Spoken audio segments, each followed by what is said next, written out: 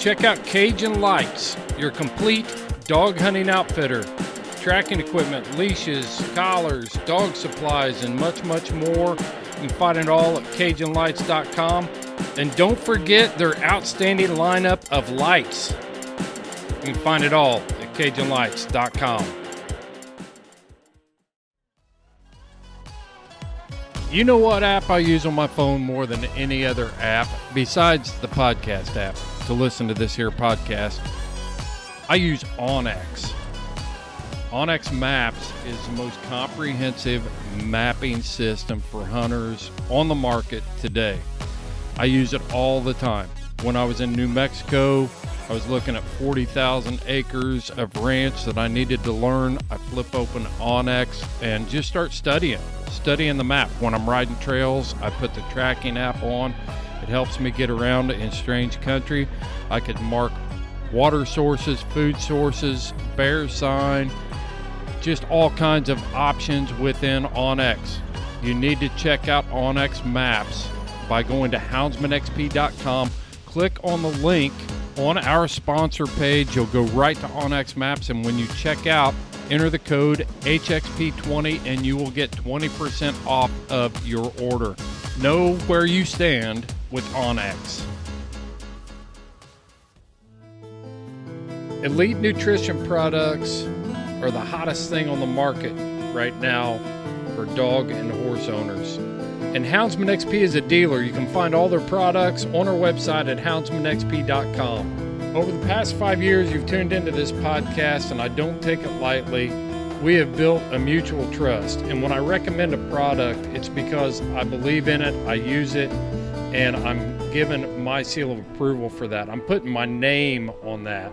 And with Elite Nutrition products, I do trust it. I do use it. I've seen great results with their essential dogs, their pre and probiotics, their tick-borne disease treatment. It's all natural. It's a great alternative to pharmaceuticals when used appropriately. If you expect extreme performance, you need Elite Nutrition. Available from houndsmanxp.com.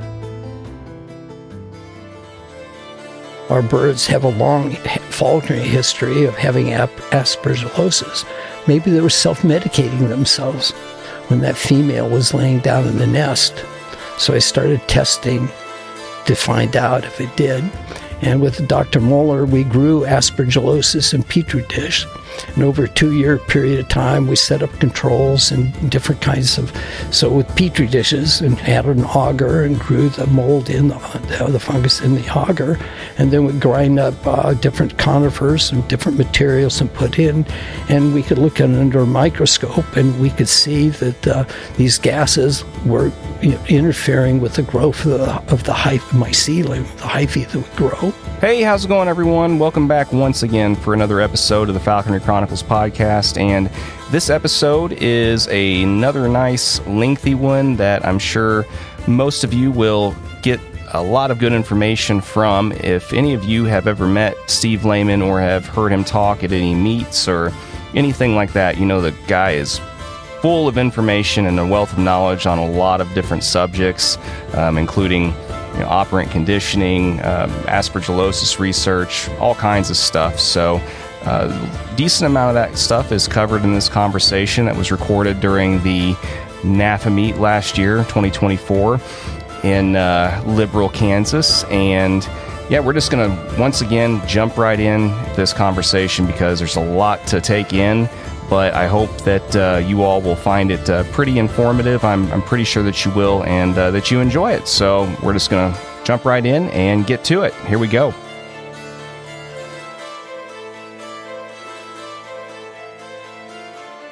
Glad you ended up deciding to come down and fill in and be a part of this week. And glad I got a chance to kind of steal you away for a little bit, pick your brain a little bit, and have a talk.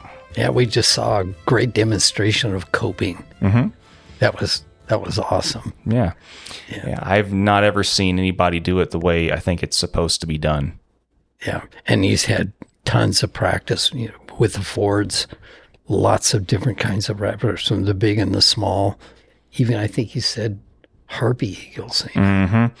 Yeah, and I think he said that they had to. He basically had to bear hug the eagle himself, and then someone else had to kind of get the head, and then I can't imagine coping a harpy eagle. Yeah. There was an interesting discussion that ensued as we were standing around, and why having to cope when the birds in the wild don't have the luxury of veterinarians to take them down and cope them, and what's the process that we're doing that we have a tendency of coping. So it's something I thought a lot about, and so what I do is, in the old books, they talk about giving tearings to the birds. And it's the old falconry, but tearings. And so they're pulling away at the food. And I wondered, sun, water on their beaks and the tearing, but it's still, imagining how in a falconry situation that it could replicate that. And so what I've been doing that works really good, if you get a bird with a beak that's out of shape, when they're eating, get to how they'll tear a chicken bone, that wing, or pheasants, ducks, they get to the point where it doesn't interest them anymore, and they drop it on the ground. So what I started doing is they reach down and pulling at the tendons and ligaments. Then I'll sound the secondary reinforcer and hand them a tidbit. So at the very moment that they're pulling, little whistle, and then they know that a tidbit's coming. So by doing that, I can extend that process of tearing for any length of time I want. And it goes on to a high variable ratio. They pull a couple times before I deliver the primary reinforcer, the tidbit. And that way, they get to the point which there's no more food and they want to drop it on the ground, they don't. And thereby I can keep that tearing process go. So it's been a lot of years that I haven't had to do any tearing. And then I've got a good friend, Mike Radford, that has a bird, a Finnish bird that had been in a breeding project for years.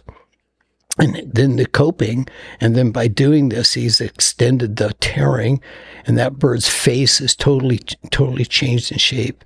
And I had a friend, Tom Cox, had a Gyr peregrine, and its face was narrow, and the beak coming out almost like a parrot coming out, kind of like a toucan coming out straight. And within about 6 months to a year, looking at from the top of the head became wider. The beak became curved down. The cere, instead of going straight out from the beak, came down at an angle and curved.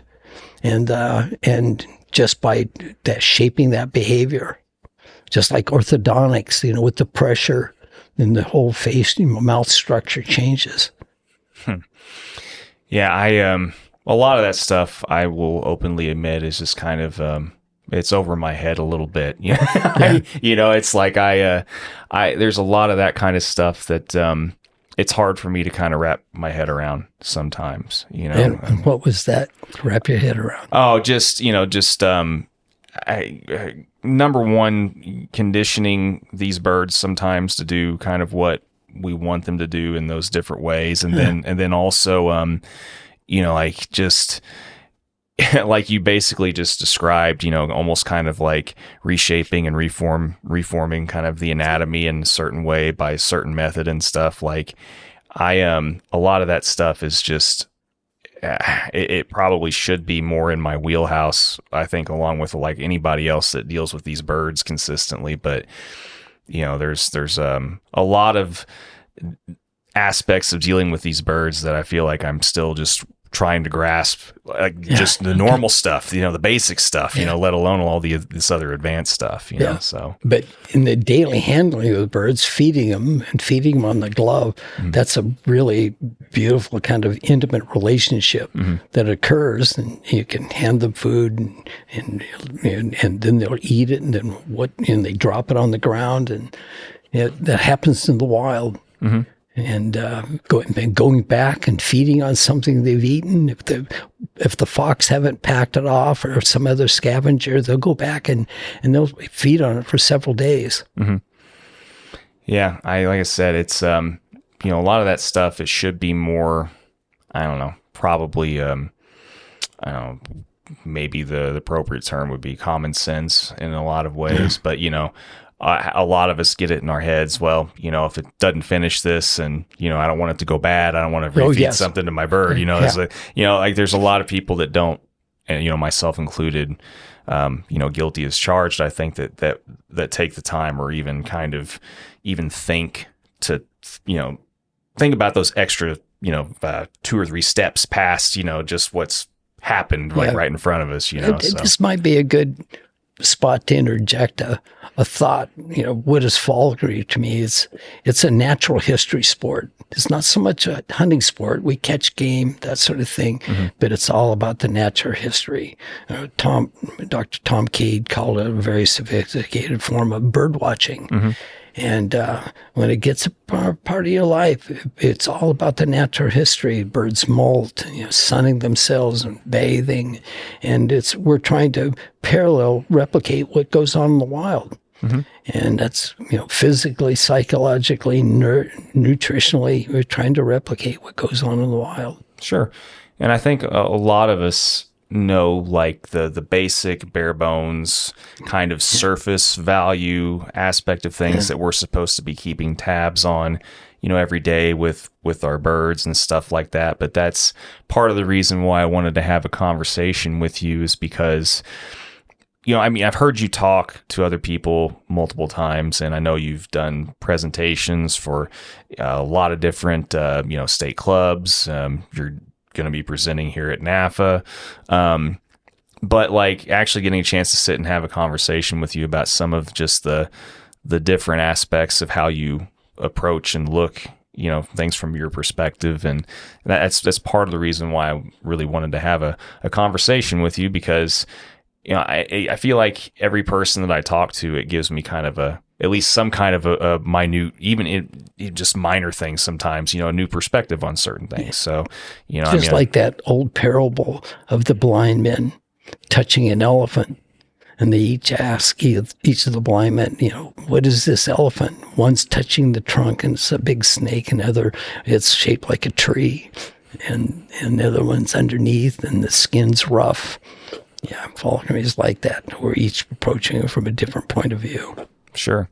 Yeah, and I've talked to lots of different people at this point that they have much more, I should say they emphasize certain aspects of our relationships with these birds more than maybe some of the other things. And so, yeah, that being said, I'm curious to know a little bit more about your, some of the thoughts on some of what you've been doing kind of recently, or if you've done anything kind of newer, have any kind of newer focus on certain things. Are you working on anything different right now as far as kind of what your focus is with some of these different things that you've been, kind of dealing with lately? I know like when we talked about certain things on the phone, you said you were kind of working on, some different aspects of, research, things like that and stuff. Looking at aspergillosis and some hypotheses that I'd had since college days, climbing into eagle's nest or a goshawk's nest, and the fact that they're lining the nest with fresh greenery. And then some of the research showing that with cameras in nests, and they'll line their nest, especially I'm interested in goshawks. They'll build a stick nest, then they'll lay the eggs, and then when the female starts to incubate, then greenery shows up in the nest. And then with good camera work, within about 5 days, then that greenery would be replaced again. So I started thinking about that. And most of the hypotheses in the late 60s or so in the literature was that it was an ectoparasite, get cedar dog beds to get rid of, fleas and ticks and be a retardant that way. And the more I began to think about it, decided to test that and take fresh greenery, put it in a big, gallon jar, and add in fruit flies or whatever, and it didn't kill them at all. and or put rotten meat in with a bunch of greenery, and the flies still show up and blow it and it'll rot. So that didn't make sense. And as I began to think about it more, the fact that it was fresh needles, we know that turpentine and pitches and resins in trees have an antifungal property to them, healing up wounds. And I wondered if it had antifungal properties. So I took some oranges and went to the grocery store, saw a bag of oranges, and they were turning blue and green, meaning the fungus was growing. And I set up a control with oranges in a bowl, and laid on a cotton cloth. And then the other bowls, I put different substrate on the bottom, laid cotton cloth over the top, and put the rotting oranges in them. And found that, sure enough, compared to the control, the rotting process, so to speak, was affected by the presence of these needles underneath. So there must be a gas that was interacting with the fungus. So maybe evolutionarily, the hypothesis is they're lining the nest to prevent fungal growth. And what would be the fungal growth? That maybe our birds have a long falconry history of having aspergillosis. Maybe they were self-medicating themselves when that female was laying down in the nest. So I started testing to find out if it did. And with Dr. Moeller, we grew aspergillosis in Petri dish. And over a 2-year period of time, we set up controls and different kinds of, so with Petri dishes, and had an auger and grew the mold in the fungus in the auger. And then we grind up different conifers and different materials and put in. And we could look at it under a microscope, and we could see that these gases were interfering with the growth of the mycelium, the hyphae that would grow. And in that way, we could then, I tested 11 different, all the conifers will do it. Some are better than others. And so it looks like the birds in the wild, they will go out and find the needles in the trees and bring back twigs and put them in the nest. And maybe, to help the female, when she's inactive on the nest, to breathe these terpene gases and retard the aspergillosis. And so over the course of 2 years, we tested a lot of the different ones, and it looks like it does. And so anytime we trap a new bird or put them under stress, we put them in a box, get a blend tech, a blender, and throw the needles in there, grind it up, and throw it in the boxes. And we haven't had any aspergillosis. And then some of the birds that come down with the symptoms and radiograph or take tracheal swabs and show that we'll put them in the boxes, and then those aspergillomas will deteriorate. Yeah. And so now, what I was going to mention is that the University of Pittsburgh, now we've got a PhD student back that is going to actually test the concept. Nice. Well, and so that's the perfect example of what I was talking about a little while ago. Like, I would never have thought to even broach anything regarding that. You know what I mean? So it always, I think it's really cool talking to so many different people, and especially, guys like yourself and stuff that do think, from that angle and from that perspective, and find, those kind of topics of study and research and all that, like, it's in their wheelhouse because it's nowhere near mine, So, I mean, I think that's really neat. I mean, I would have never even thought, to even really think down that avenue at all, So yeah, along that, my head kind of works in spurts, and when the idea was occurring, I had a male goshawk, a soul duck, and I trained him to retrieve tea infusers, those little aluminum infusers you can, it got a little chain on. So I removed the chain, and it got a little screw top, and put different kinds of material on the inside. So first I'd throw him out and shaped his behavior to pick it up and bring it to me. And I got him to the point that he would go down and pick up 5 of them one at a time and bring them back to me. And then I put different kinds of material on the inside. and then see if that changed his behavior. Sure enough, if we put the ground needles in those, he was attracted to those. So it's either a sense of smell or taste that they're attracted to. And so they imagine them. There are goshawks nesting over on the east side of the Sierras that nest in aspen, but their nests are lined with conifer, lodgepole pines. And some of those lodgepoles might be 4 or 5 miles away. So, I mean, just from your hypothetical, I don't know, just from your standpoint, like, do you think they like have just, I don't know, because of, you mentioned like the whole evolutionary aspect of things, like that they've just kind of naturally evolved to be attracted to that because subconsciously it's better for them. Like whatever instincts are. Yeah. Christmas time.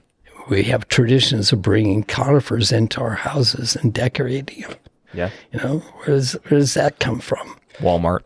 Yeah, right. That's right. And people do it. And so I always had the good fortune to be married a long time to Kathy. So I came up with an experiment. So I grind up Porterford cedar and put it in jars and seal them up. Then we had a party. There was 30 or 40 people in the room, and we kind of looked at the human browning movement, the way people were talking with their drinks and the general conversations going on. And then I would go into the room and open up one of the jars, and then pretty soon people's behaviors started to change. They love the smell and the behavior. So it looks like the hawks, we may have in our brainstem someplace we like the smell of those conifers. So I'm really happy for the people that's worked out for. You know, like I mentioned many times before that growing up I was allergic to almost everything green. Yeah, oh my gosh. And my mom, it's funny we kind of ended up on this topic because my mom used to insist on having a live tree pretty much every Christmas, and I already had bad allergies to begin with.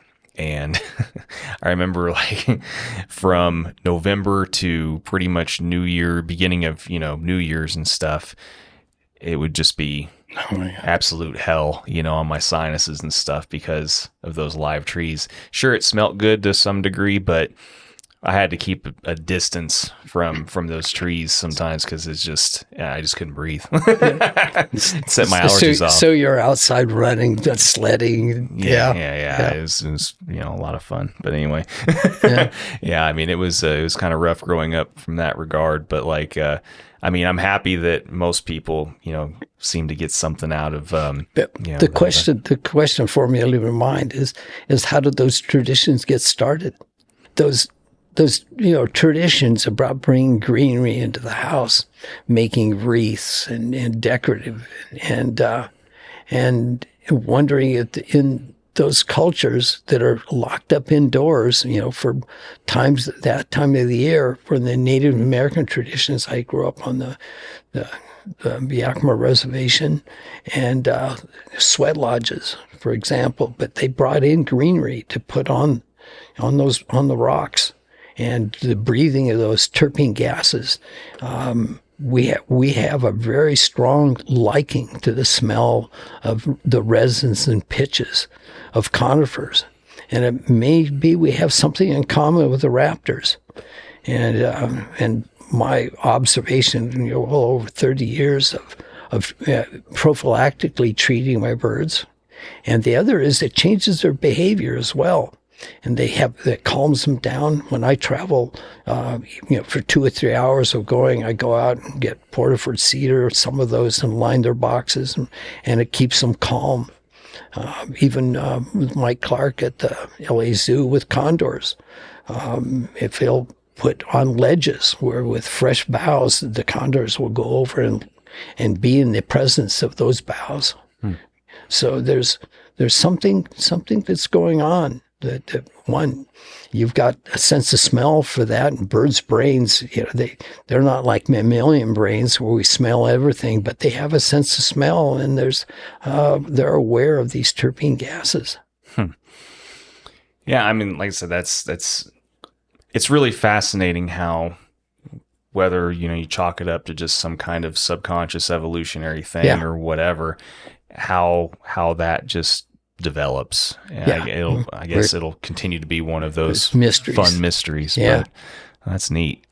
Well, so you mentioned that this was going to be researched more. I mean, when can we expect, do you think, to be able to kind of read the results of, or get the results of that research? As someone, she's in her PhD program, talked to her professors about the underlying observations, the underlying hypotheses or ideas involved, and then how to test them, because we did natural history wise, fresh greenery is added to these birds' nests a lot.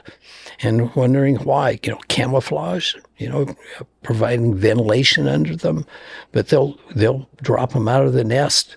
The friends of mine that are involved in captive breeding of accipiters will add the greenery on the floor, and the males and females, the females will go down and they'll add new greenery to their nest, and then they will toss it out and bring new in.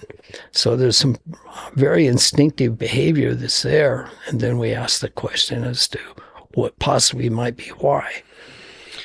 Yeah. And I think that, I mean, whatever the reason is, I mean, it's obviously working. Well, one of the things where the idea originally came from is I took a plant physiology class, and you look at it at chlorophyll. Needs to be close to the surface, and it's gathering all of that carbon out of the atmosphere, and then water and oxygen are the byproduct. And there's a little, canals called, on the surface there's stomata, and the air has to go from the outside all the way to the chlorophyll. And that really exotic chemistry occurs, and there can't be any resonance or blockage for that chemistry to occur. And then the water and oxygen leave, and the carbon's captured. And I wondered, there's about 15 microns across, and a fungal spore is only about 4. So they can go like three abreast. They can go all the way to the chlorophyll, germinate, and eat that stuff. And so in my mind's eye is that there must be some way that those fungal spores aren't germinating. So it had to be the gases in a conifer needle. There are 2 resin rods, and the gases are sublimating off and filling those chambers inside the needle. And so to test that that's what I did with the oranges, and those gases do kill the fungal spores. So the next thing is maybe they're lining the nest for the same advantage.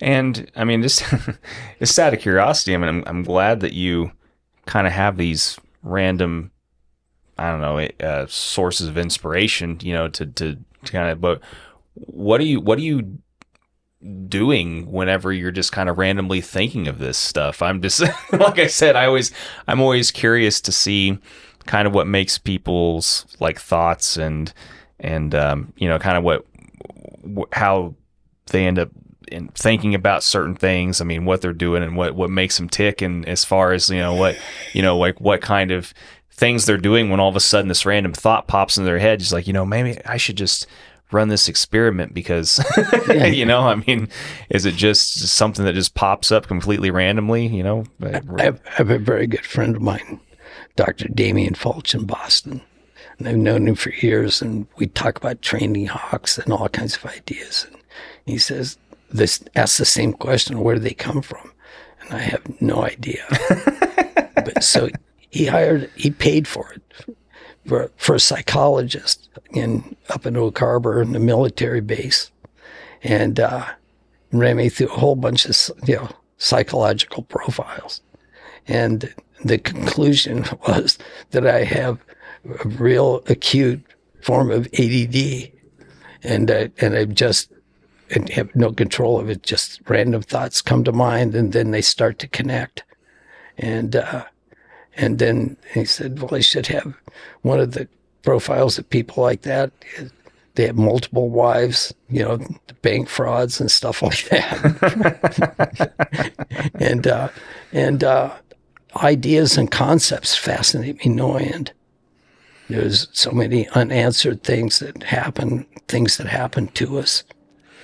Yeah. So is that kind of how you, got the inspiration to delve so far into the whole operant conditioning side of things and all that kind of stuff then, or? Yeah. I was a Zoe major, and I didn't have enough humanities. I had lots of science credits.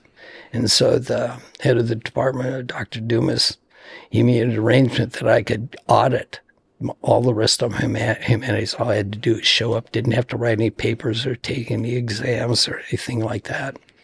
And that was pretty neat. And then this observation that there may be some psychological changes in these birds, from the breathing of it. So I would take a paper. If you have to go to a psych class and a psychology class and anthropology class. And just random curiosity, trying to match, thoughts and see if they have any connection. Mm-hmm.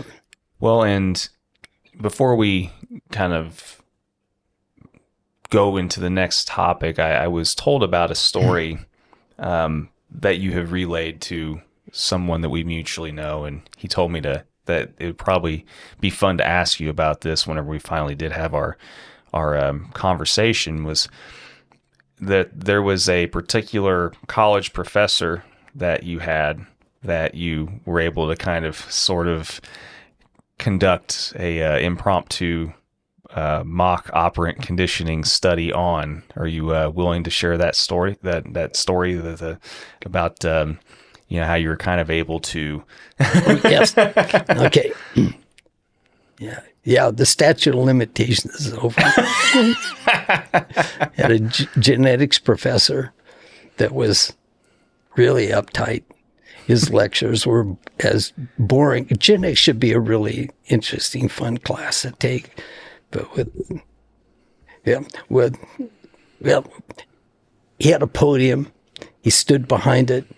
He was short, and he would then give this lecture from his notes. Might as well, we should have been reading it.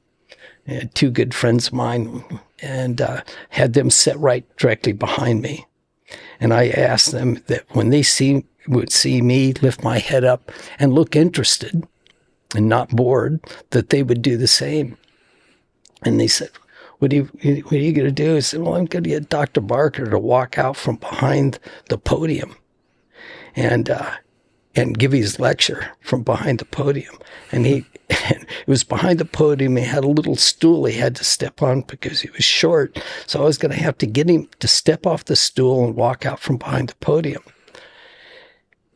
Everybody in the class is bored. You could look at them. And then, so I thought that if we looked interested in the material that he was giving, look up, be attentive, that he would notice that. And that when he was directly behind the podium and lecturing to us, we put our head down and act disinterested. If he showed any slightest sign to move to his left, then we would look interested. It took us about a week of lectures, and we got him to step off, but he wouldn't let go of the podium. He'd keep his hand on it. And so talking to Craig and Mark about it. And so finally he let go, and everybody burst out laughing. What are you guys laughing about? Essentially it was, and I had to fess up that what he did, and he got really ticked, and he sent me to Dr. Dumas' office. I went to Dr. Dumas's office, and told him what I did, and he said, "No way. did you do that? And they invited Dr. Barker in, and sure enough, it happened. They didn't get punished for it. Oh, well, So you can do that socially, because we're playing that game right now. We're making eye contact, and you'll see people, here at the meet. Mm-hmm. You find somebody that's interested, and you engage in a conversation, your body language, and when you show attention to somebody, and then you get to talk and exchange information. Sure. Well, and I think that it's no secret that in general, most of us falconers can be somewhat socially awkward at times anyway, with with that kind of thing. So it is always kind of a neat social experiment coming to meets and stuff sometimes. You see all kinds of personalities. This is a whole bunch of behavioral geeks. It's awesome. Yeah, it's really great. I don't know. Like I said, it's always neat. You can always, and I've been in so many different types of social situations, especially in your profession. Yeah, and it's always interesting. I can almost always tell what kind of group of people, like, if I'm going to a falconry meet, it's like, okay, yeah, I'm definitely walking into a room full of falconers, as opposed to like any other kind of, social gathering or whatever, What is the filtering process that gets them there? When did it start? I've already asked the question a couple of times. When did you first start thinking about falconry, thinking about having the birds?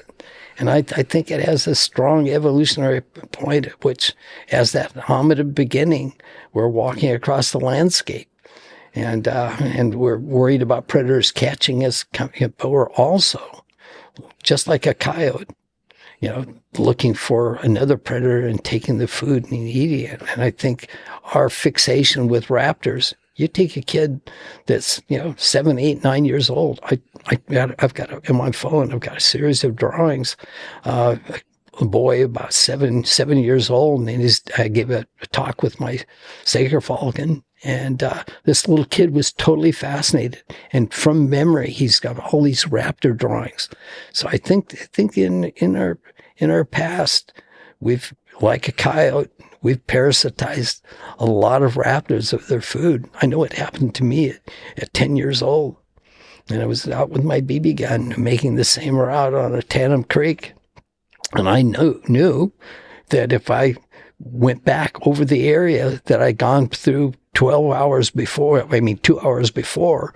and that I keep running that over, a few hours, the red tails would be in there, just like tractors mowing down an alfalfa field. All the Harris hawks, the marsh hawks show up, the red tails in our area. And I was just talking to somebody today, noting that the Harris hawks will follow cattle, through an area and looking for those disturbances. Mm-hmm. I think that's in our brainstem. I'm sure it is. I mean, I'm sure that there's so many different things that are embedded. Yeah, that we don't even consciously even know we're thinking. Yeah. Think about it. I think all the time about. I just wonder who that one person was, that first person, thousands of years ago. The first person to just randomly think, I bet I could form a relationship with that bird over there, and we both can maybe eat better. Like I think all the time about who that person was. Here's what happened to me, is that same Tandem Creek. I knew I could, after being through there with my dogs, that I'd circle back around and I'd bump a red tail off, and I'd pick up the rabbit and take it home to my grandma, and have her cook it for me. After I did that 3 or 4 times, she said, "Stephen, you're stealing that rabbit from those hawks. They worked hard for it." And so my grandfather gave me a pocket knife. So when next time I did it, I cut off the hind legs and left the front for them, and knowing the hawks would come back, and then she would cook those legs for me. It was great. And after I had kids, I was about 28, 29 years old, and I brought it up with my grandmother, and why she'd, we'd, got this sense of fair play. And she says, if you could figure out how to get a rabbit from hawks like that, you could probably break into a bank. She wanted to get, find out if I had a moral compass to it all. Oh, a sense of sharing. Yeah. So it sounds like just that extra little, once again, it seems like you came by all this stuff genetically honest, as far as just, your motivations and how you think about certain things. And it seems like it was being ingrained in you from a young kid. Because, I mean, if you're like, for example, your grandma was kind of morally, kind of testing you a little bit with that little logic and stuff and everything else. Like, I can understand why, you kind of thought along those lines, more so than what maybe other people would and stuff. No, I think everybody does. Everybody does to a degree, yeah. But it seems like just in the short time talking to you that you think about a lot more than a lot of lot of other people. But look at the internal combustion engine, man. There's a lot of imagination. Mm-hmm. Yeah. Well, and it's going to take a lot of imagination. And for all we know, I mean, there's already been an adequate replacement. We just don't really know about it yet, Like, yeah. I happen to think that the internal combustion engine is the best thing. Yeah, I don't know. Right? Yeah, that's a whole other form of a rabbit hole we can go down. Yeah. But yeah, no, I see where you're going with that, but yeah, you've got editing skills here. Yeah, it's all good. Right. But yeah, no, it's so going back to that whole thing, as you as a kid and doing all that and everything. So that was your early beginnings and your interest in falconry then? Just hunting. Just out all the time. Yeah. My mom and dad gave me I got to thinking about this coming up and I attribute my mom to a lot of it, a lot of freedom, to think and do things, without being, restrained. No news was good news. I was going to say, I mean, it's nice. I'm sure it was nice not having, that extra, some parents can be very, very controlling and want to just manipulate their kids into every little direction that they want them to go and stuff. But I mean, it sounds like that obviously you had to have a little bit more of an open, creative way to think about certain things, or else you probably wouldn't have, gone down the path that you went, I'm assuming. Yeah.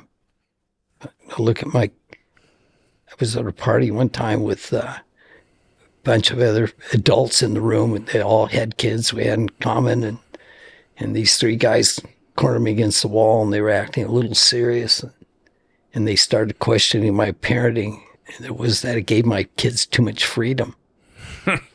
And so there's two types of learning. There's secondhand learning, reading books, doing what Western civilization is really good at. And then there's learning firsthand learning. And there's a book called What is Art For? And that learning firsthand is really important to experiment.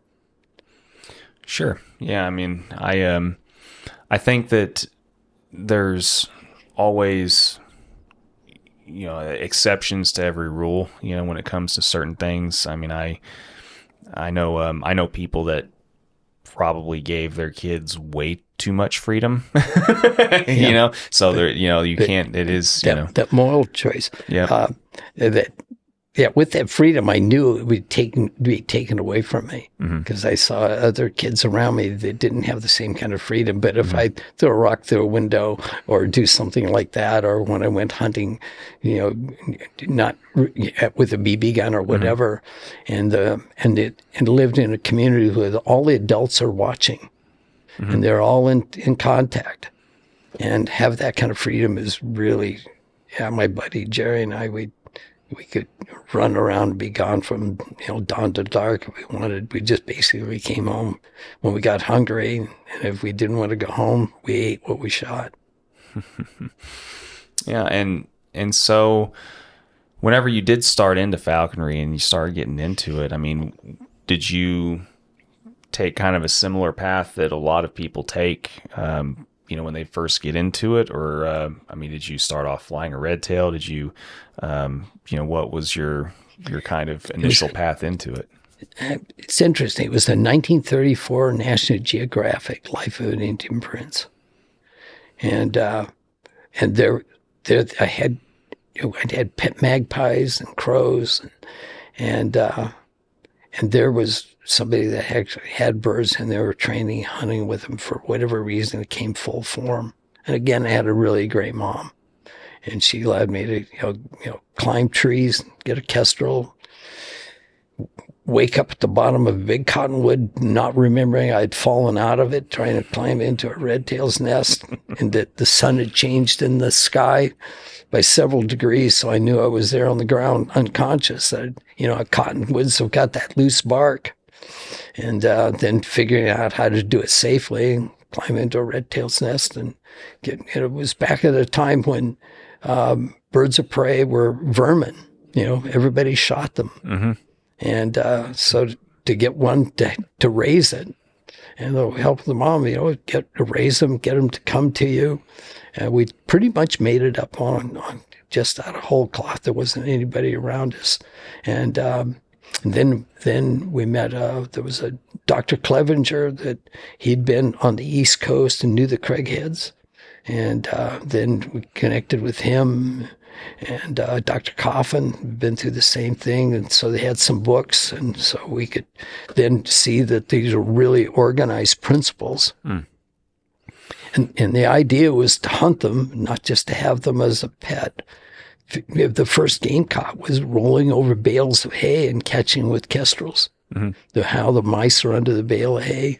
So you were, you obviously got into all this stuff then, way before there was any kind of, you're another one of these that, didn't have any rules. There weren't any rules, regulations, right, anything at that point in time. And you were just kind of, feeling your way through it more or less.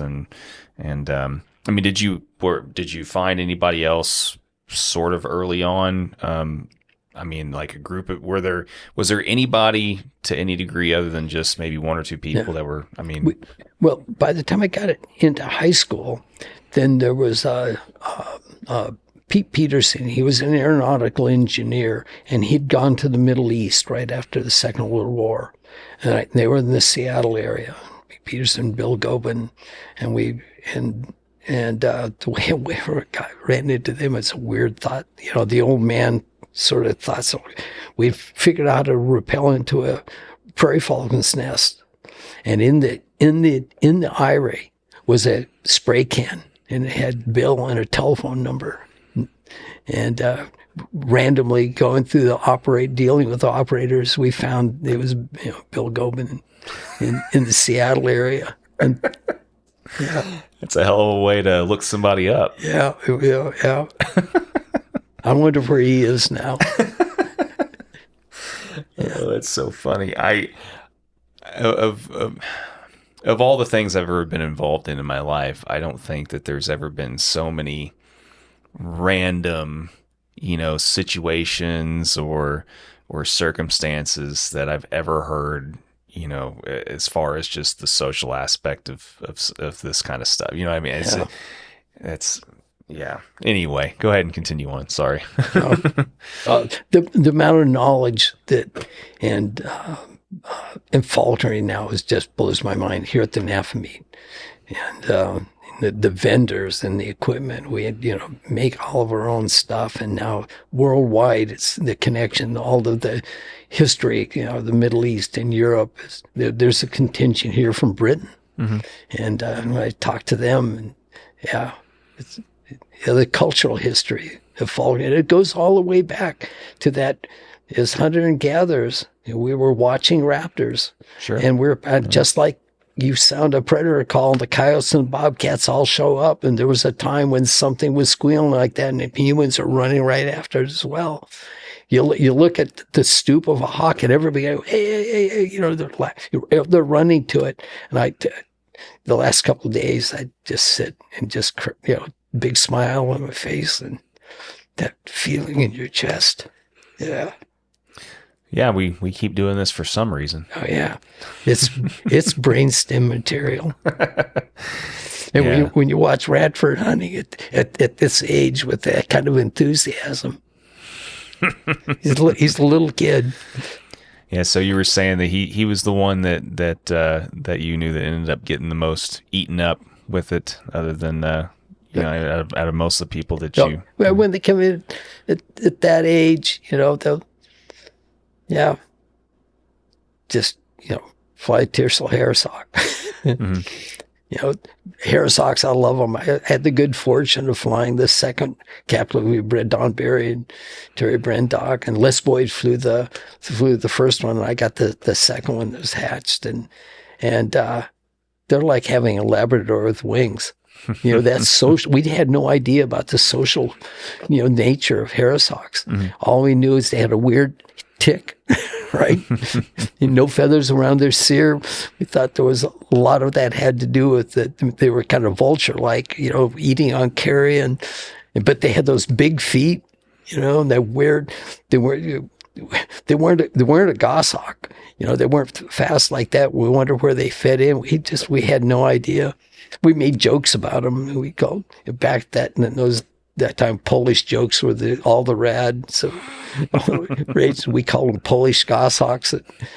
We made hoods for them without eye panels, so we'd put the hood on them. Because you don't have to hood a hairsock, so we'd hood them and we'd take the eye panels off and fly them with the hood on. Just because. Yeah, because to keep the joke going. Yeah. Or like the Germans made, rundricks, they call them round perches. They tied their goshawks off with inside. So Les and I made a round perch out of a garbage can, and put hose around the edge of it, and as a joke, we called it, Polish goshawk perch, for a hairsock, and but it works so well, we're still using them. Yeah. Yeah. Yeah, I've heard all kinds of variations of that too. Yeah. It's hairsoks are awesome. Yeah, I've discussed many times over my love-hate relationship with that particular species. Yeah, but yeah, no, you've been primarily mostly a goshawk guy though, for the most part, right? The last few years, but back to the hairsock stories. Yeah. I get, thinking about Kathy, and so we had a pair of hairsoks, and gradually, like I've done, I was getting with my mom. We'd have prairie falcons, and it'd be tied up through the wall. And she said, "Why don't you just turn it loose? This is its territory." So for 6 years, I molded this prairie out, and totally loose. And eventually she left my parents' place in the Yakima Canyon. She bred there for years. And so remembering that, we had the hairsoks. And first we turned the Tiercel loose, and then we had our own pair of hairsoks. And the male, during the daytime, he would come to the door and ask to be let in, and Kathy would let him in. He'd come into the kitchen and socialize with Kathy. And then the female was outside. He was half afraid of her. And when the sun went down, he'd literally ask you to be let out. You open up the door, and he'd go to roost out there in the night. And it was hairsoks are awesome. So for well over 5 years, they were loose and on their own. When it came time to go hawking, Jack Russell Terriers, they jump in the back of the truck, and the side panels on the canopy, and the hairsoks would fly in. The Terriers would, plaster themselves to the wall and close the panels and go out, open the dogs would jump out, hawks would fly out. They're awesome. Didn't even have to have mews or anything for them, huh? Yep. Nice. One of the things they did that just comes to mind that was we had coyotes in the area, and the female hairsock, she will look for the coyotes to come in, and she, somehow or another, she would communicate to my dogs, and she would lead them to where the dogs were. And the reason we know that is that the Alexanders that live on the 20 acres above us, she would see the coyotes in the pasture. Next thing there would be a hawk. The hawk would disappear. Next thing there would be 6 or 7 of these white Jack Russell Terriers, and they were all chase the coyote out, and they had calves.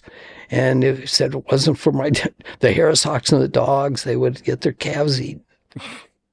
And then the Tiersville Harris Hawk, his thing was defending the bird feeders, keeping the Cooper's Hawks away from the bird feeders. Why did he do that, I wonder? It was competitive exclusion. He would eat the birds. He would try to catch them. Gotcha. And he didn't like protecting his meal. Yeah. I gotcha. Yeah. Okay. Yeah. Could watch it happen. Gotcha. Especially in the fall when the Coopers would migrate through. He was on patrol around. There were 3 bird feeders around the house, and he would chase Cooper's Hawks off. So it sounds like your property in that area just kind of became their territory then. Oh, yeah. Yeah. I've done that with goshawks. I had one goshawk, 16 years, he was loose for the molt. One year for 10 months of the year. And go out and he'd hunt on his own, come back, fly around the house, underneath the deck, get our attention, go out and come down to the fist and feed him. Oh, another memory comes to mind. I was 20 miles away in a spot. My son and I hunt called the White Horse Spot. And there was a white horse in it. This long since died, but it's still a white horse spot. And it's alders surrounded by blackberries around it. And the rabbits, when they flush through the alders. Just perfect to see a goshawk weave, dodge and turn. So I was in there with soul duck. Soul duck came from the Olympic Peninsula. Very soft feathers, the slowest goshawk ever flew, but these quick, I said, more Cooper's Hawk-like. So I was hunting with him, and he catches the rabbit, and I'm trying to find him. I get there, dispatch the rabbit, and next thing I know, Skeeter shows up, and they start to chase. Skeeter came into the woods and chased Soul Duck, and Soul Duck turned it on Skeeter and chased him out of the woods. And Soul Duck is really good in tight places. Skeeter, from the Cascades, and very much stiffer feathers. So he had a higher top end flight. So they fly out of the alders, chasing Skeeter out. Then Skeeter now can get up the speed, and he chased Soul Duck back into the woods. And they went back, no cacking at each other, but just playing this cat and mouse game, going in and out. And finally, Skeeter stayed out. Soul Duck went down on the rabbit, and I fed him up and picked him up and put the rabbit in my game bag and walked out. And as I walked out across the open, Skeeter would make shots at him, try to come around my body. So I'm doing pirouettes, moving, and Soul Duck is mantling, and Skeeter's coming by. No screaming or anything going on. And I was, just trying to chase him off the food. And so I hooded Soul Duck up and put him in the truck. And Skeeter's at the top of this 110 foot, fur. And the dogs were still running around. So I went back in the woods, and Skeeter killed a rabbit. And I fed him up on it. And then I just left him there. And 2 days later, he was back at home 20 miles away. There'd be things like that. It's just great. And I've got a good friend of mine now, Rod Ingalls and Tom Cox. They saw Skeeter and Soul Duck in these various states of being free like that, hunting with them. They've duplicated. Grendel has been out for 7 years now. And he can call him down to the fist and put him in the mews, and then hood him up and take him hunting to Eastern Washington. Tom Cox did that for years with his birds. I don't know if I'd ever have the testicular fortitude to to trust that. Like that would make me a nervous wreck. Yeah, I mean, nervous wreck. But yeah. I mean, I've heard of multiple people doing that. I mean, I remember Al Ross talking about doing similar stuff with Merlins too. And Al and I talked at lengths. Yeah, so. I gave a talk, and I think it was Topaz, and Ross came up, and up until his death, we talked about it a lot. Especially, there was one passage female goshawk that flew the first year, had too much going on, turned her loose. She didn't come back the second year, but the third and fourth year after that, she would come back and hang around and could throw out a dead rabbit to her, and she'd come down and give her tidbits and stuff. And Yeah. Well, yeah, I don't know. Like I said, I know that there's a couple other friends that I have too that have done something similar with Cooper's Hawks and stuff, that they've imprinted, and, if they finally dispersed, but, for a good season or two would hang around and, whatever. And Passage female Cooper's Hawk had a small loft of pigeons, and flush them, they would chase it, and then I would, throw a dead pigeon out to it, and I would cake it, and gradually got to the point that I could literally toss it up and it would take it. And I thought about, I wonder how I could get this bird trained to, see if I could hunt with it. And so I made a mannequin of myself and perched it up on an apple tree and put a dead black chicken, between its legs and my clothes, and went down on him before it would, rot or get eaten away. I had to replace it with another one that was around, and as I came and go, in and out of the cars and trucks and house and dogs and everything, it was hanging around, and then I didn't feed it for a few days, and I sat down right there against the tree with the dead black chicken, and it came down, and I get handed tidbits. And as the days progressed, I got him up on my fist with dreams of flying her and hunting with her, and then she disappeared. The story ended right there. So, I mean, out of curiosity, then, at what point were you kind of inspired or, I don't know, possessed to really start developing some of the different methods or techniques that you developed that have kind of become, favored with, some people as far as, the hand feeding, hand rear, all that kind of stuff. And, with imprints and I mean, about what point in your falconry were you kind of at to, that was just kind of like, okay, well, I want to try this now and kind of go this route. I mean, how many years in were you about that time? When I was in college, and I took the audited classes, and so I didn't have to take Psych 101 or 2. I could go right to operant conditioning and shaping rat behavior, on a Skinner box, and shape that behavior and wonder what its application to my falconry would be. And I applied it to vertical jumping, and the idea of jumping the birds, because in the Middle East, India and Arabia, that technique of jumping the birds to get them in shape was well established. And the friend Dick Peterson, he saw them doing that. And I saw him, this would be in the early 60s, he trapped tundra peregrines and bringing them up. And in his hotel room where I was visiting, he was jumping this passage tundra peregrine to the fist. And it made sense. That vertical flying would get them in shape. And so I used operant conditioning concepts to vertical jumping instead of just stopping at 50 or 60 jumps or, 80 or 90 in there. I pushed the numbers into the 200s and multiple times a day. And on my prairie falcons, it had tremendous impact on their flying. I had birds that were really strong. And to the point where in the Ellensburg Valley, the Yakima River has many breeding pairs of prairies. And during the wintertime, the haggards would set up territories on hunting the Yakima Valley. And if we flew any of our eyas birds or any of our birds, the wild birds would come in, chase them off. And in this one female, I got in those very high numbers, and the tide was turned against haggards, and we were getting, ringing flights and, different birds, and then she brought to the ground 5 haggard prairies. They would come in to fight with her. She'd stop hunting, and then the sky trials started, and then they would crab and then winnow out of the sky. And I'd be there to trade them off, which just rewarded her. Then I'd put her on the fist and crop her up.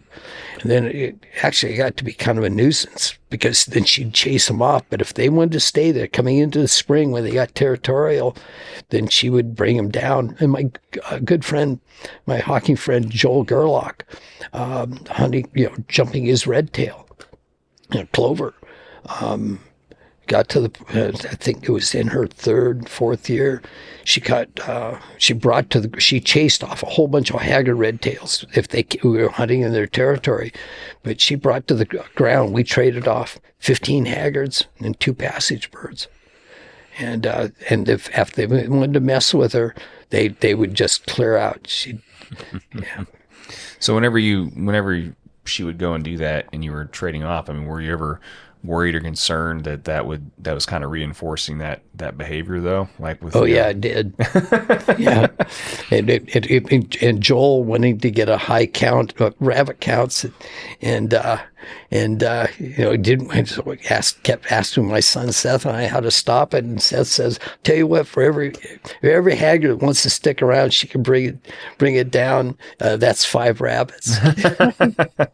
And we'd look at them and they crab and hold feet, and yeah, it was a totally natural history. Somebody invaded their territory, and then she was really sexy to some of those haggard.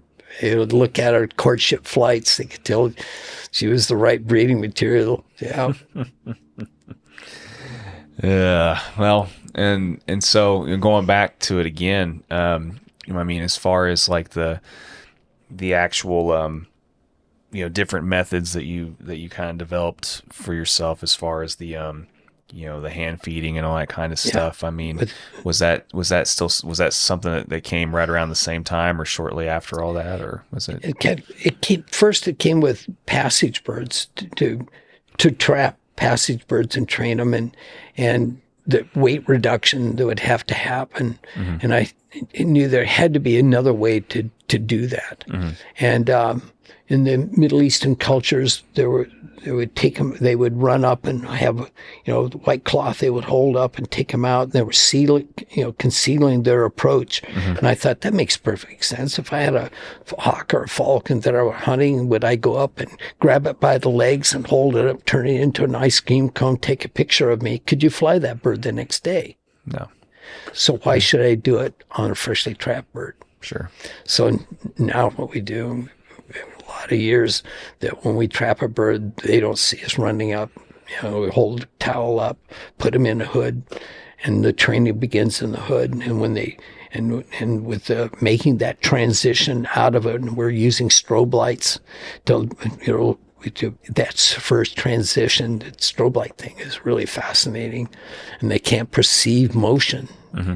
And for some reason, the emotion of fear is not there. And then we have a light with an rheostat on it that we can turn it up, and bring the ambient light up to fill the dark space in between. And as that's filled up, and they'll see you, and then the fear starts to show up. And they change their body language when they see it and run it down. So it looks like there's a bit of physics involved. Light can be either a particle or a wave. And so in the particle, when they perceive it, they don't have emotion. But when the wave part goes into the brain, then they have put everything in emotional context. So it's almost like Star Trek, where the humans are emotional and Spock was very logical. Mm-hmm. So we keep them in that strobe light, and we shape their behavior to look at the face, and then shape the behavior either look in the face. Like the last time they saw anything like that was their parent, mm-hmm. and handing tidbits. So we then shape the behavior like we're the parent feeding them.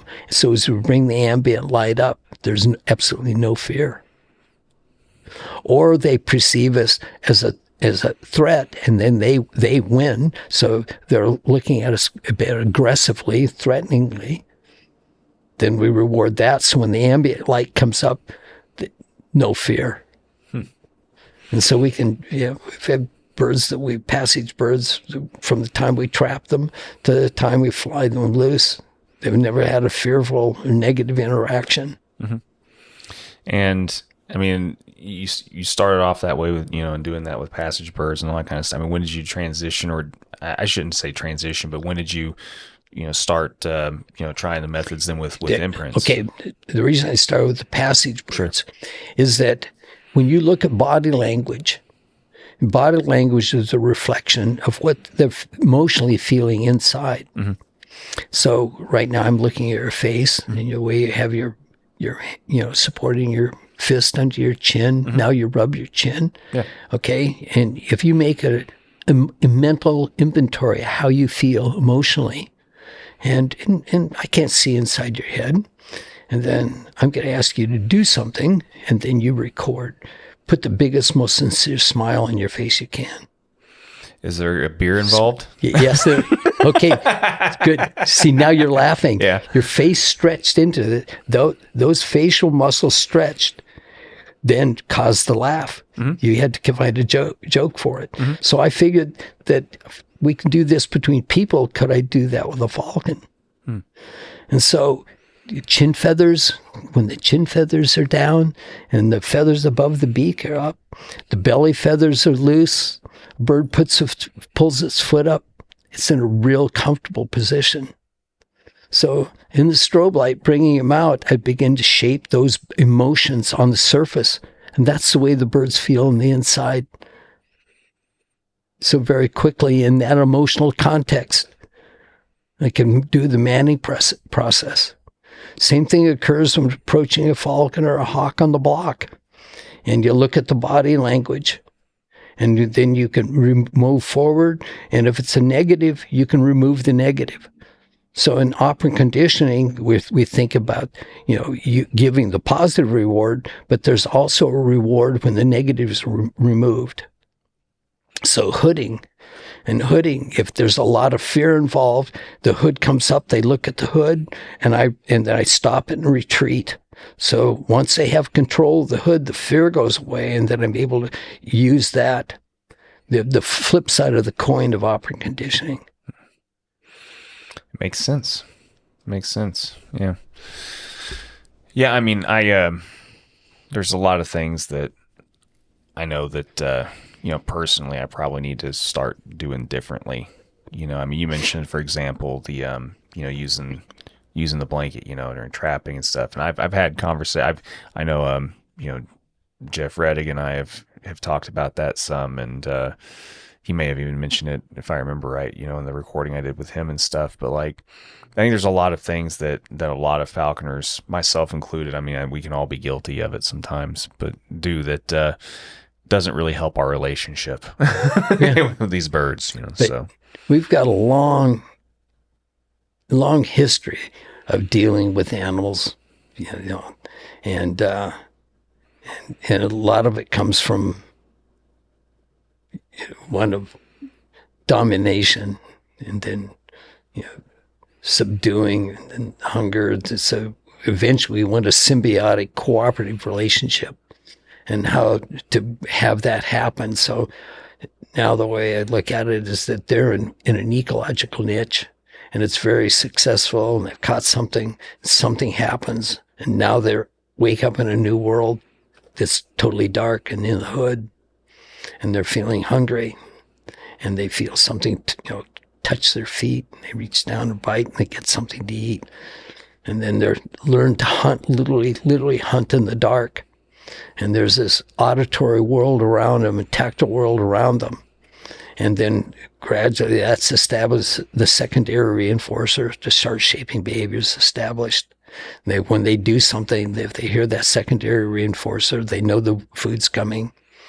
And then being touched, instead of touch being a fearful thing, they feel the touch and they hear the secondary reinforcer and they get the food. So touch ends up being a cue that this next thing is going to happen.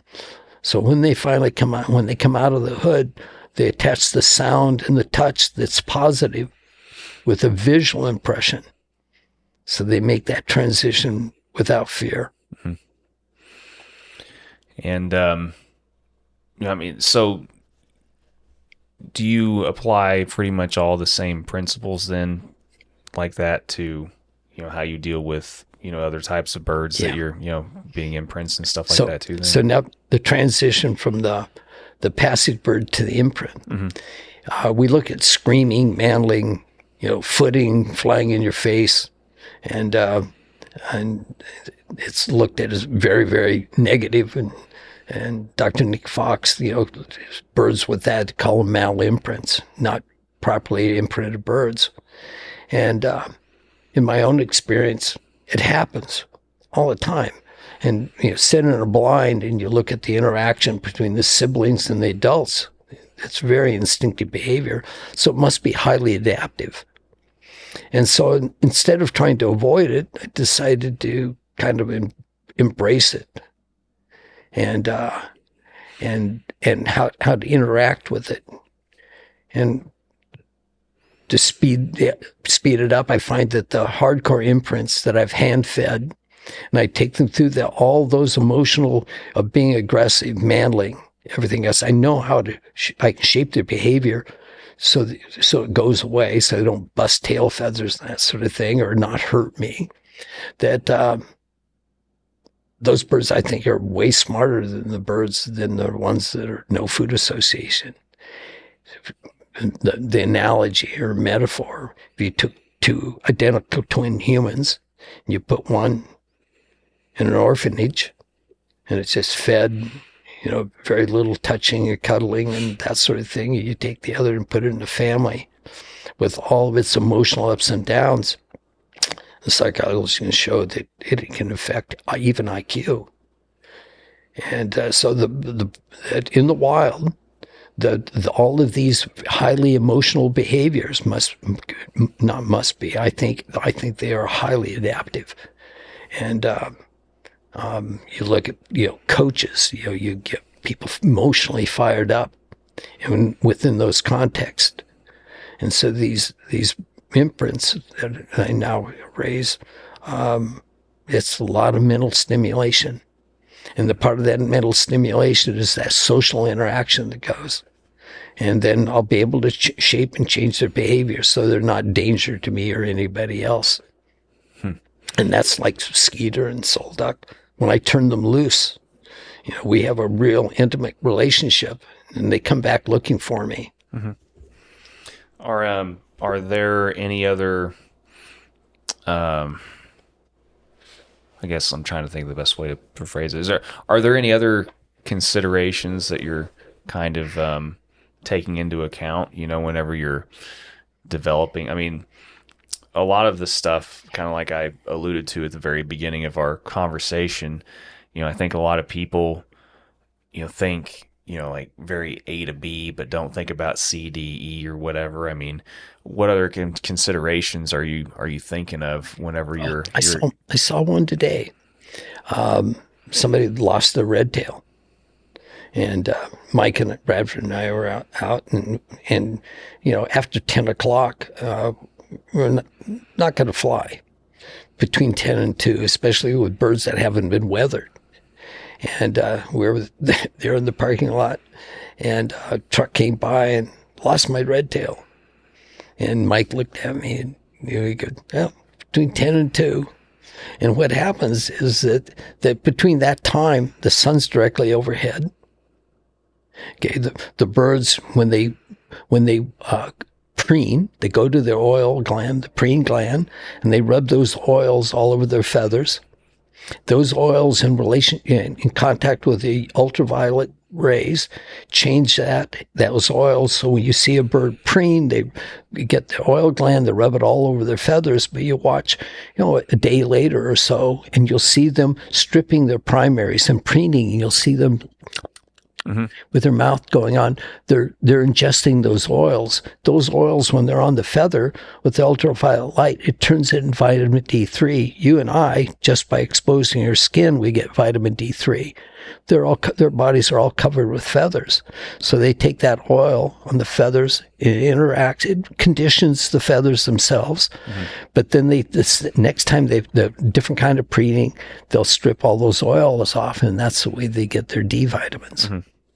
And so this gentleman came in, he lost his bird, and because he hadn't had a chance to weather, between 10 and 2, that's when the most ultraviolet light is. The higher you climb, the more intense the ultraviolet. So that's the time of day that birds soar and gain. And then they're literally up there gathering up the ultraviolet. They're playing territorial games as well, but they stop thinking about hunting. They want to get altitude, and the further up they get, the more intense the ultraviolet light is. Yeah, and like I said, that's another reason I wanted to ask that, because basically, we just think of it. I mean, I know kind of how it's been explained to me before. Whenever a bird goes off and does that and stuff, well, it's just they like the thermal, they want to go up and whatever, and this, that, and the other. But once again, I've never had it explained, something like that explained, like the extra few steps above, past, they see a thermal and they just want to, that. So, yeah, I mean, are there any other things that you've kind of had as, I don't know, epiphanies or revelations, in your years of developing these different techniques and stuff that you thought were, I don't know, maybe more pertinent, more relevant, more important than others? Or we'll pick up on this vitamin D3 in sunning, whether it be a falcon to wait on or a red tail that you want to wait on thermal. So what I do is I don't weather them for a few days, but I know they're at weight and hungry, and they're muscled, really muscled up. I go out between that 10 and 2, not with young birds at dispersal, in their first year, they might just decide to migrate. And we've been hunting in an area and there's territory with my prairie. That was kind of my secret for my high-flying prairies, is I wouldn't sun them. I'd take them out between 10 and 2 and turn them loose, and they go up, up, up, up, up to get their D3, and then just sit and wait. And when they're show them a pigeon, a lure, they don't want to come down. So it takes a good 45 minutes to an hour up there. Now they're up 1,000, 2,000 feet. And then I'm going to throw a pigeon or two, then down they come. And then that's, I find that one of the best ways to get a high-flying falcon going. Yeah, on sunny weather, not high winds, and then catch those thermals. Watch the behavior of the red tails, and when the marsh hawks are up there with the red tails, and the vultures are doing it, then then they go up there and they socialize, and that's that D3 plus all the survey. It's like dogs peeing in fire hydrants. They're doing their territorial stuff at the same time. Yeah, like I said, that's another one of those things that I haven't ever actually had it explained in that way, past the other, just the face value kind of stuff. So, I mean, you mentioned the whole dispersal thing too. Just, I mean, for people listening that might not know around when that period is, like when would you not do that? Okay, with my young imprints and stuff, weather them a lot so it doesn't kick that in. And most of the dispersal, the guys that are out, trapping it, in the morning they'll hunt, and then they start moving, and then in the evening they've got to shut down, find a place to roost and to hunt. And so during that time when the sun is directly up in that angle, that 10 to 2, just don't fly. That's when a lot of the dispersal kicks in. So I just don't fly during that time. Is there a particular time during the year though, like, like month-wise, like what? Yeah.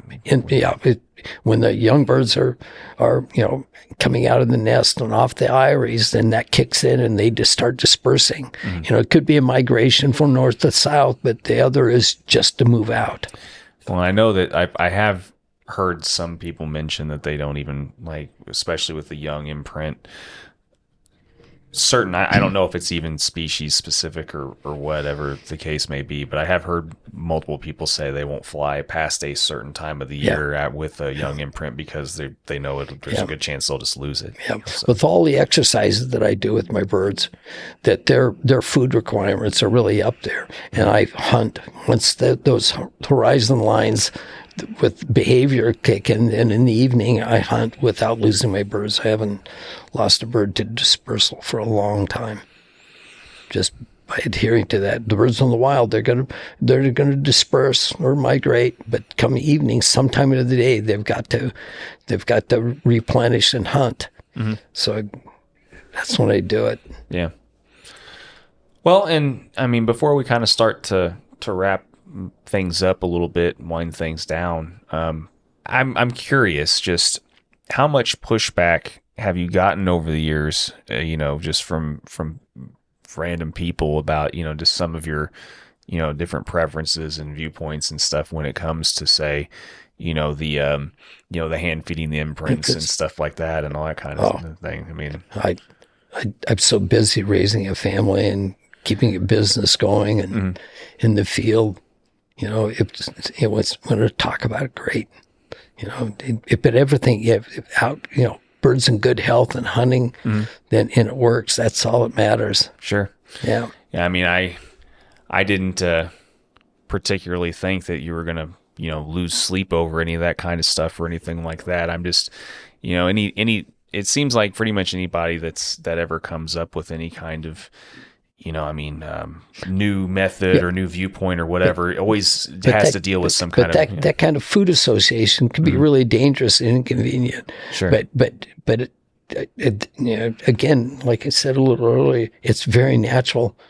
It pops up in all of our falconry life, and it must have some very adaptive significance to it, and how to interact with that. Mm-hmm. And I've often, like I said earlier, the evolution of emotion seems like it should be based on pure logic.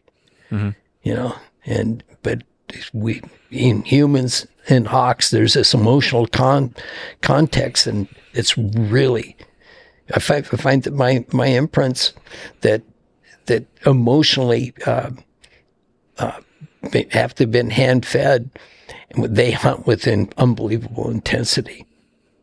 Sure. Yeah. I don't doubt it. I'm just curious. Without having to bring the weight back. Yeah.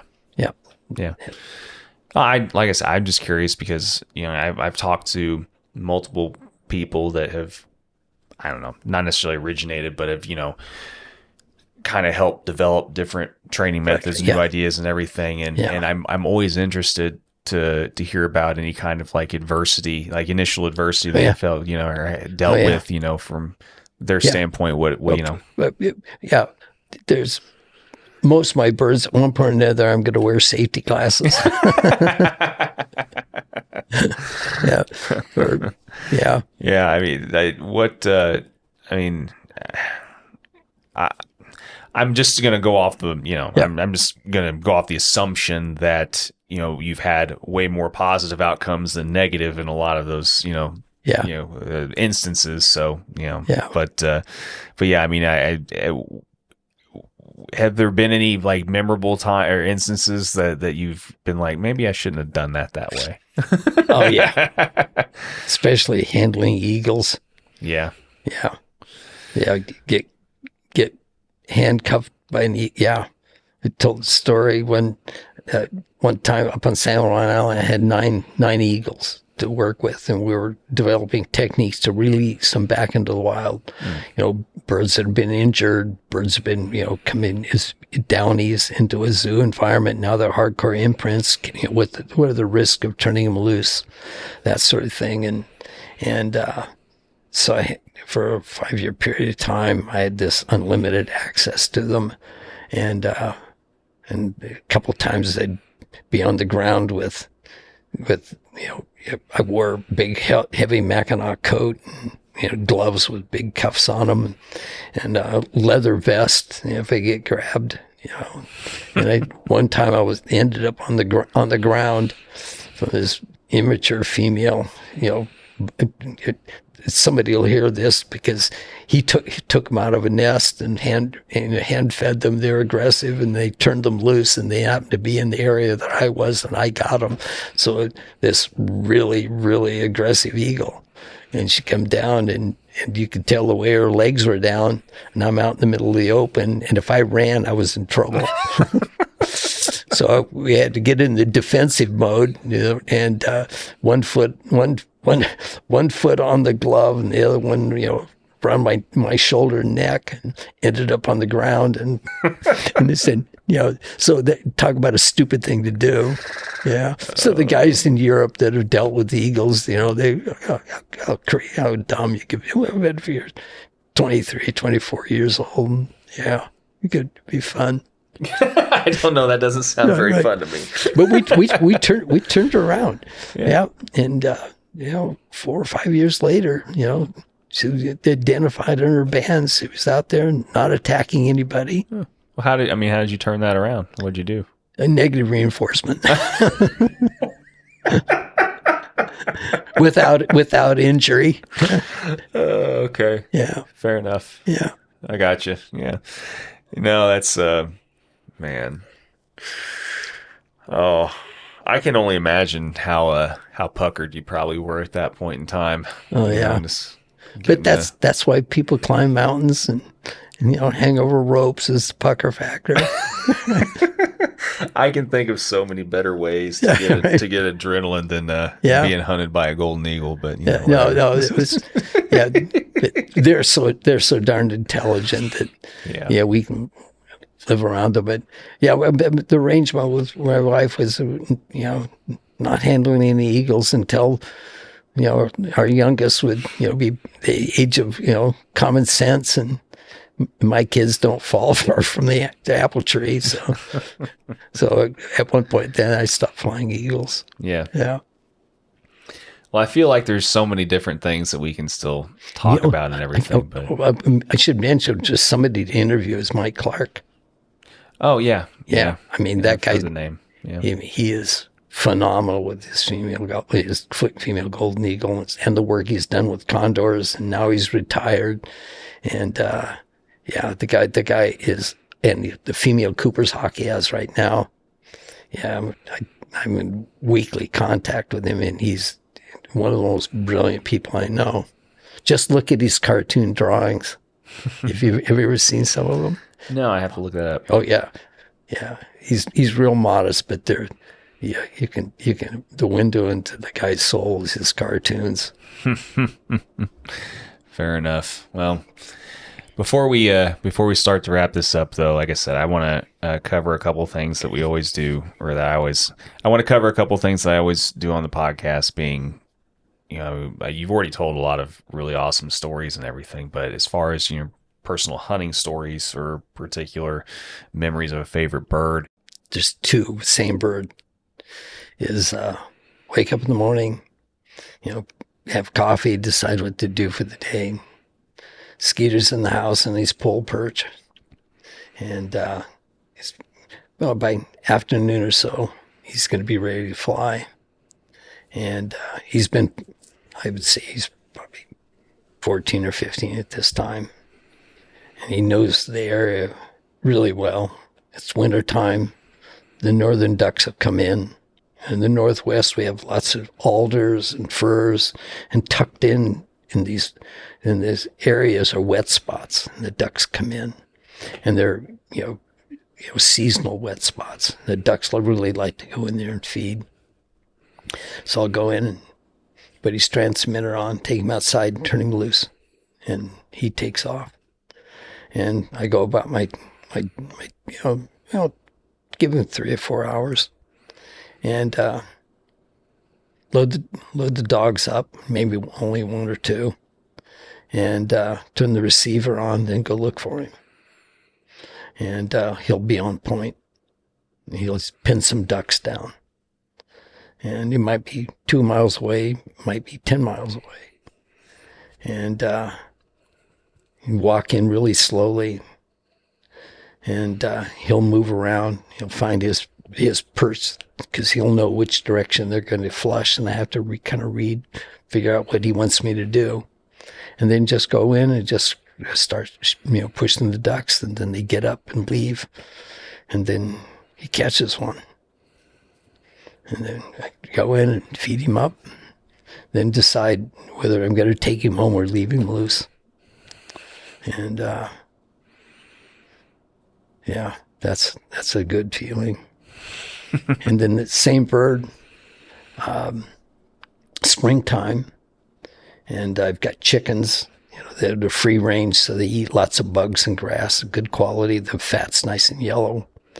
So the night before, I pulled out of the freezer a barred rock. They're black and white, with speckles on them. And by the back door, the sun comes up in the east and kind of passing, and they'll gradually thaw out on the picnic table. So I come around the corner with my cup of coffee, and there's Skeeter copulating with the dead barred rock.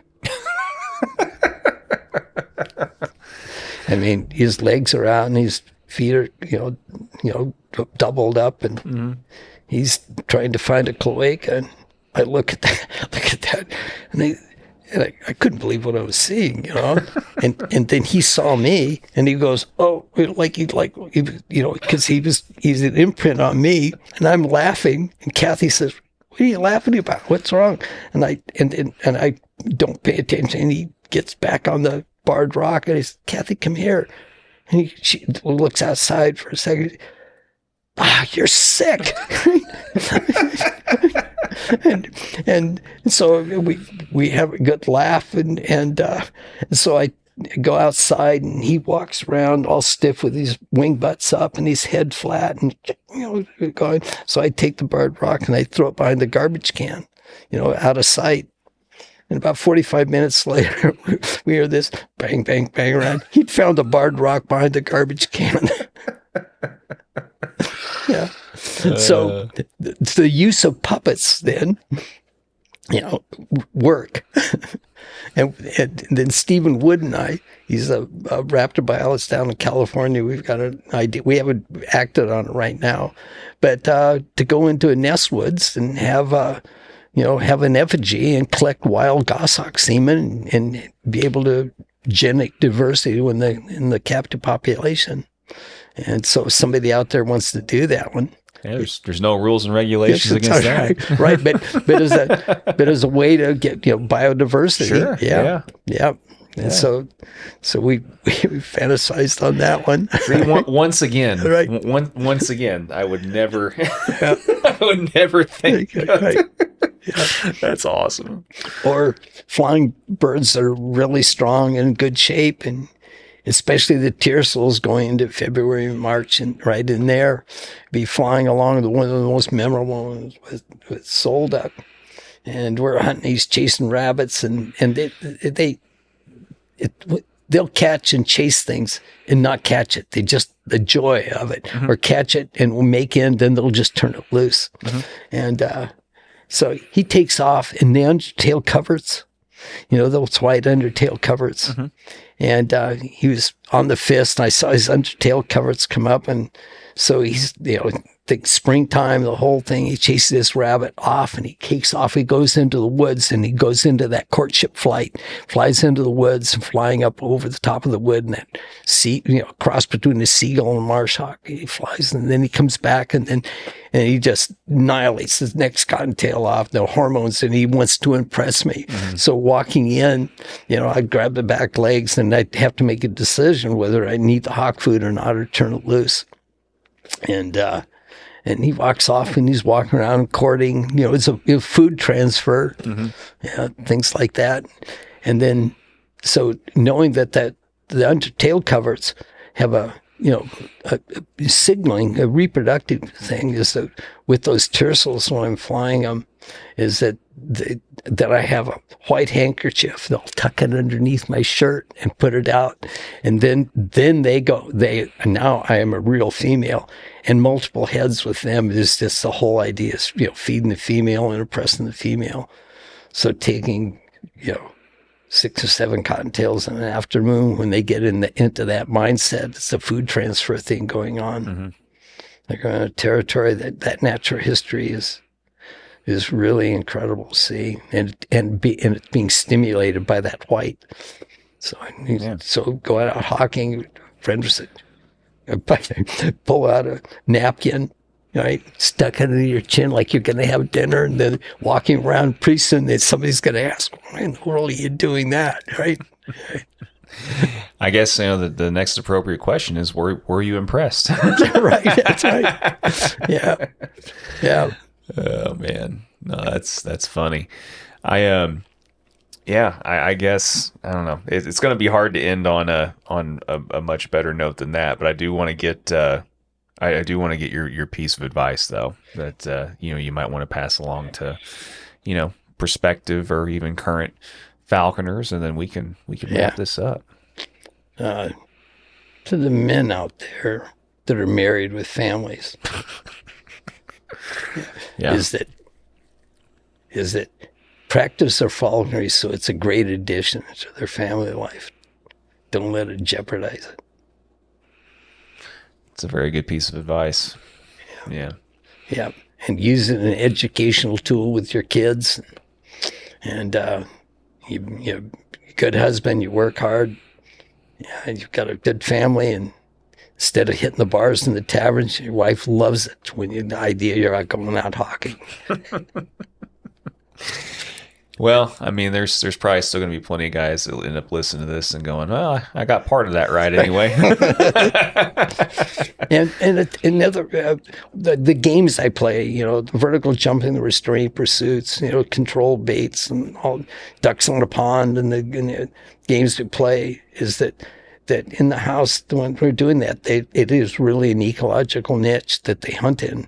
So I don't have to take time away from my business and family, and I can create more emotional and physical intensity in that ecological niche that we create, that it's harder for them to survive in that emotionally and mentally and physically. So when we go into the field, they're excited to be out. Mm-hmm. They're trying to, So it's not just a place to warehouse them. Yeah. Well, we talked about a lot of interesting stuff, I think.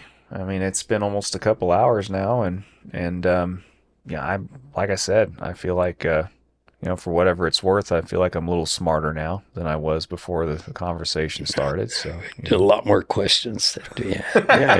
No answers. If you'd go back, there's nothing concrete. Well, it doesn't matter. Yeah. I mean, like I said, I like conversations and trains of thought that promote more thought, you know, and a little bit of critical thinking and stuff. So, little joke amongst my friends, there's knowing long enough, is it creative bullshit, right? Mm-hmm. They have on, but my good friend Joel said, bullshit is fertilizer for the brain. It's where ideas germinate. Yeah, well, I mean, I didn't say, I didn't, specify how much of the conversation I thought was, really, worthwhile and, full of true knowledge. But I mean, it did make me think. That's right.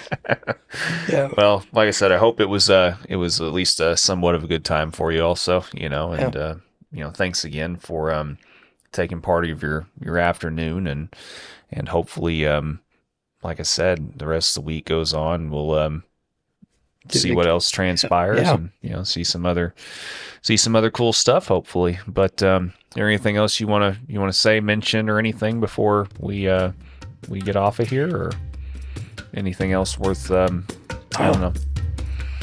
And the future looks bright. Fair enough. Yeah. Well, appreciate you, Steve. Thanks again. And like I said, we'll see what else we can get into here. All right.